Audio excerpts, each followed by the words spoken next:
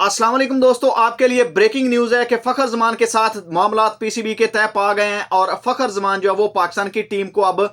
कब ऑस्ट्रेलिया में ज्वाइन करेंगे ये भी मैं डिटेल आपके सामने रखूंगा। और इसके अलावा वो कौन से दो लोग हैं जिन्होंने ये सारा मामला जो वो तय करवाया है और इस जो बनी है कंट्रोवर्सी इसको हैंडल किया है, वो दो लोग कौन है वो भी मैं आपके सामने रखूंगा। और इसके अलावा दो शर्तें पीसीबी ने जो वो फखर जमान के सामने रखी हैं और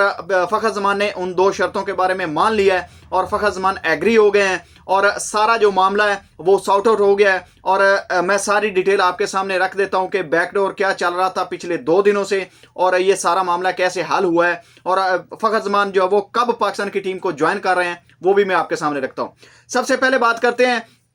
कि ये जो मामला था असल में इसके पसे पर्दा प्रॉब्लम क्या थी। सबसे बड़ी जो प्रॉब्लम सामने आई वो ये आई कि जो उस्मान वाला के बारे में कनेक्शन कैंप में फखर जमान ने बात की थी, उस्मान वाला ने उसको दिल पे लिया और उसने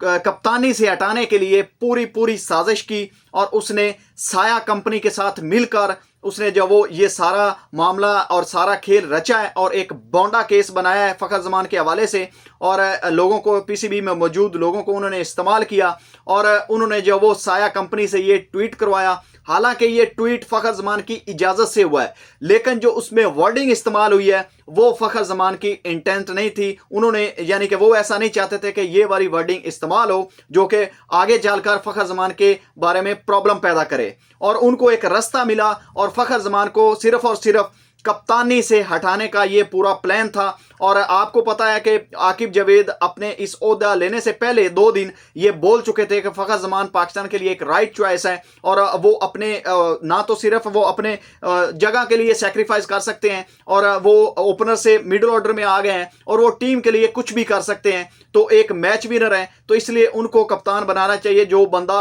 अपनी टीम के लिए सेक्रीफाइस करे। तो ये सारा कुछ तय हो गया था, फखर जमान ने कैप्टन बनना था लेकिन उस उस्मान वाला ने ये साया कंपनी के साथ मिलकर ये सारा खेल रचा और उसने जो वो फखर जमान को साइडलाइन करवाया। और अब जो है जी पीसीबी चेयरमैन ने कल जो बयान दिया था कि आकिब जावेद को मैंने ये टास्क दिया, अब वो इसको हल कर रहे हैं और अब जो ये मामला हल करवाया वो आकिब जावेद और मोहम्मद रिजवान ने मिलकर ये प्रॉब्लम जो है वो सॉल्व करवाई है और पीसीबी चेयरमैन के साथ बैठकर ये एक नशिस्त उनकी हुई है मोहम्मद रिजवान की ऑस्ट्रेलिया जाने से पहले और उन्होंने ये सारा कुछ बताया कि एक तो मीडिया की तरफ से बहुत ज़्यादा प्रेशर है और पाकिस्तान के जो साबिक क्रिकेटर्स हैं वो भी इस चीज़ को सपोर्ट कर रहे हैं कि फखर जमान जो है वो राइट है उनका कि वो ट्वीट कर सकते हैं। और एक दूसरा ये है जो शो कॉज नोटिस दिया गया था फखर जमान को उसका भी जवाब उन्होंने दिया और उन्होंने कहा कि मैं जो है वो ये ट्वीट मैंने पहले किया था इस कंट्रोवर्सी से या जो आपने ड्रॉप किया बाबर आजम को इससे पहले। अब जी पीसीबी ने 2 जो शर्तें रखी है वो ये है कि एक तो आपने बगैर किसी यानी कि पीसीबी की इजाजत के आपने ऐसा ट्वीट आइंदा नहीं करना। दूसरा यानी कि एक मामला ये हो गया। दूसरा ये है कि आपने साया कंपनी के साथ जितने भी आपके कॉन्ट्रैक्ट्स हैं साया कंपनी के साथ अब आइंदा आपका कोई ताल्लुक नहीं होगा, साया कंपनी आप छोड़ोगे।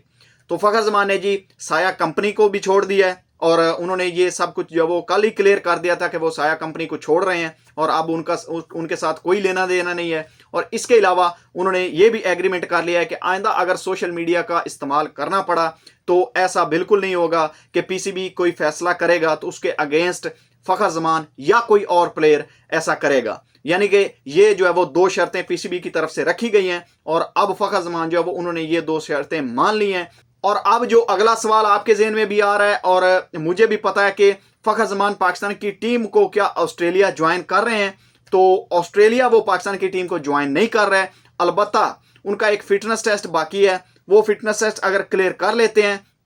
तो वो पाकिस्तान को दौरा जिम्बाब्वे पर